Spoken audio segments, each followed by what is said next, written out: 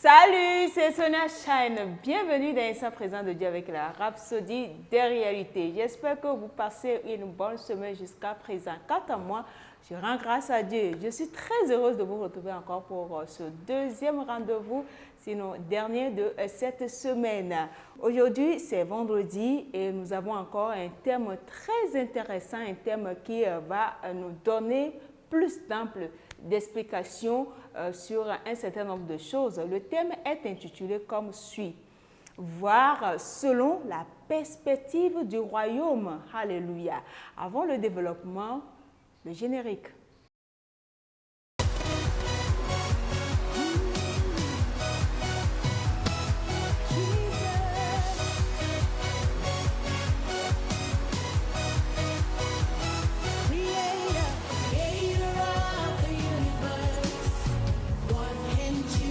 Waouh. Je suis une fois encore très heureuse de vous retrouver pour ce nouveau rendez-vous d'échange de la parole de Dieu. Le verset d'ouverture à l'enseignement du jour est tiré du livre de 2 Corinthiens chapitre 4 verset 17. Là, il est écrit: car nos légères afflictions du moment présent produisent pour nous, au-delà de toute mesure, un poids éternel de gloire. Pasteur commence l'enseignement comme suit. Pensez à ce que nous venons de lire, c'est-à-dire le verset, une réalité étonnante. Peu importe le nombre de persécutions et d'adversités auxquelles vous faites face en ce moment, ce sont des afflictions légères dont la durée de vie est éphémère. Mais ce n'est pas tout. Ces légères afflictions produisent pour vous un poids éternel de gloire. Béni soit Dieu. Alléluia. Cette crise que vous pensiez venir vous écraser a une durée de vie éphémère, a une durée de vie passagère. Si vous restez concentré sur la parole, il y a un poids de gloire bien plus excessif et éternel qui résultera certainement de la situation. Puis, il nous dit comment cela se passe dans 2 Corinthiens chapitre 4 verset 17 à 18. Là, il est écrit: car les choses visibles sont passagères et les choses invisibles sont éternelles. Alléluia. Le conseil du pasteur pour nous aujourd'hui, c'est d'arrêter de regarder les choses visibles dans le monde naturel. Restez concentré, nous dit le pasteur. Restez invincible. Restez invincible. Restez invincible. Alléluia. Le pasteur dit, c'est parce que ces choses invisibles sont réelles. Oui, les choses auxquelles vos yeux ou vos sens peuvent se rapporter ne sont pas réelles. Elles sont temporaires. Elles sont là aujourd'hui et disparaîtront demain. Alléluia. Elles sont sujettes au changement. C'est comme ce que nous lisons à propos d'Élisée et de son serviteur lorsqu'il fut entouré de chars et de chevaux ennemis et d'une grande armée. Terrifié, le serviteur d'Élisée s'écria: Maître, nous sommes entourés. Que devons-nous faire? Élisée répondit: N'aie pas peur. Ceux qui sont avec nous sont plus nombreux que ceux qui sont avec eux. Vous voyez la partie là dans 2 Rois chapitre 6 verset 17. Même si vous lisez tout le chapitre, vous allez voir l'histoire là-bas. Le serviteur regardait la mauvaise chose, dit pasteur. Les vraies armées et chars, l'invisible foule des anges qui entouraient Élisée, mais le serviteur ne le savait pas. Oui, il ne peut pas le savoir parce qu'il faut être en esprit pour pouvoir voir ces choses-là. Ainsi, dans votre vie, voyez l'invisible. Alléluia. Que quelqu'un n'a qu'à dire: je vois l'invisible. C'est important en tant qu'enfant de Dieu de voir l'invisible, de ne pas s'arrêter seulement au physique, à ce que nos yeux, nos sens physiques, nos yeux physiques peuvent voir. Il faut aller au-delà de ça. C'est important, c'est le conseil de pasteur pour nous aujourd'hui. Regardez et voyez spirituellement. Voyez selon la perspective du royaume. Alléluia, gloire à Dieu. Qu'est-ce qu'on peut retenir aujourd'hui de l'enseignement du jour? Ça nous enseigne le fait de cultiver notre côté spirituel. Après tout, nous sommes un esprit. D'abord, l'homme est esprit. Et nous devons voir les choses dans le règne de l'esprit.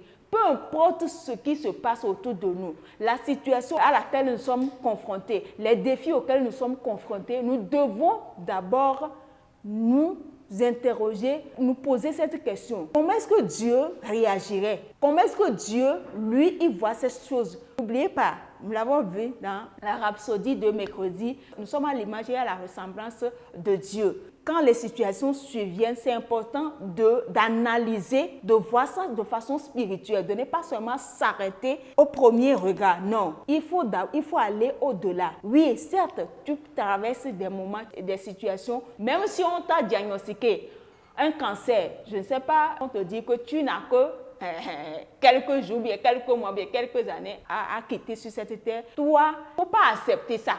Oui. La Bible dit que le royaume des cieux est devenu compliqué pour accéder. Seuls les violents s'en emparent. Si tu acceptes ce rapport médical qui te fait croire que cette maladie, ce tumeur va te tuer, tu vas partir parce que tu as accepté ça. Mais si tu refuses, tu dis non, je rejette ça car j'ai un Dieu. Je sais que cette maladie-là ne va pas m'emporter. Je vais triompher de ça. Je vais me guérir de cette maladie. Et tu commences par voir les choses autrement. C'est de cela qu'il est question. Il ne faut pas accepter ce que nos yeux comme cela nous présentent. Tout ce qui nous arrive là, c'est des choses qui dans notre royaume n'existent pas. Donc en tant qu'enfants de Dieu, nous ne devons pas accepter être des victimes résignés. Nous ne devons pas accepter des situations telles qu'elles arrivent dans notre vie. Quand nous voyons que ce n'est pas en conformité avec la parole de Dieu, là, nous avons le droit, le plein pouvoir de dire non et de régulariser ça à partir de notre bouche, de voir selon la perspective du royaume. Quand nous parlons de la perspective du royaume, c'est comment est-ce que Dieu lui-même y pense. Si Dieu est à notre place, comment est-ce qu'il va réagir? Il faut que nous disions que non, ce que le diable essaie de nous faire comprendre, ce que l'environnement essaie de nous faire comprendre. Comme là, tu ne peux pas t'en sortir, c'est fini pour toi, tu n'as plus de chance, tu es foutu, ta vie n'a plus de sens. Non, ta vie aura une chance si tu décides de voir selon la perspective de Dieu et non selon ce que le diable et les circonstances veulent te faire croire. Alléluia. C'est ce qu'on peut retenir de l'enseignement du jour. Nous allons prendre la prière. Je dis et vous répétez après moi, s'il vous plaît. Cher Seigneur, je te remercie pour le poids de gloire bien plus grand et éternel que j'expérimente en marchant dans ta parole. Je me réjouis toujours, sachant que tu es, ô Seigneur, la force de ma vie, par laquelle je triomphe glorieusement en toute situation, régnant dans la justice, la grâce, la sagesse et dans la connaissance de Christ. Amen. Pour une étude approfondie à l'enseignement du jour, vous allez lire Jacques chapitre 1, versets 2 à 4. 2 Corinthiens chapitre 4, versets 16 à 18, la version amplifiée. Pour une étude de la Bible en un an, vous allez lire Matthieu chapitre 5, versets 21 à 48, Genèse chapitre 15, chapitre 16. Enfin, pour une étude de la Bible en 2 ans, vous allez lire Matthieu chapitre 3, versets 10 à 17 et Genèse chapitre 6.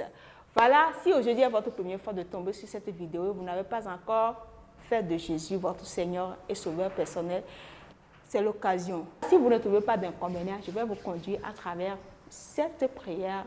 Je dis, vous répétez après moi, s'il vous plaît. Ô Seigneur Dieu, je crois de tout mon cœur en Jésus-Christ, Fils du Dieu vivant. Je crois qu'il est mort pour moi et Dieu l'a ressuscité des morts. Je crois qu'il est vivant aujourd'hui. Je confesse de ma bouche que Jésus-Christ est le Seigneur de ma vie à partir d'aujourd'hui. Par lui et en son nom, j'ai la vie éternelle. Je suis né de nouveau. Merci Seigneur d'avoir sauvé mon âme. Je suis désormais un enfant de Dieu. Alléluia. Félicitations, bienvenue dans la famille des enfants de Dieu, dans la famille des élus de Dieu, des illuminés, dans la famille tout simplement des champions.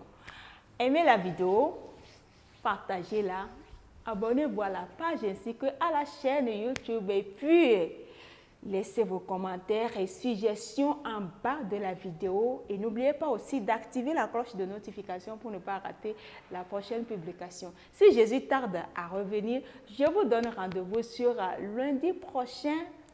D'ici là, portez-vous bien sous la protection du Très-Haut. Bon week-end à vous. Au revoir.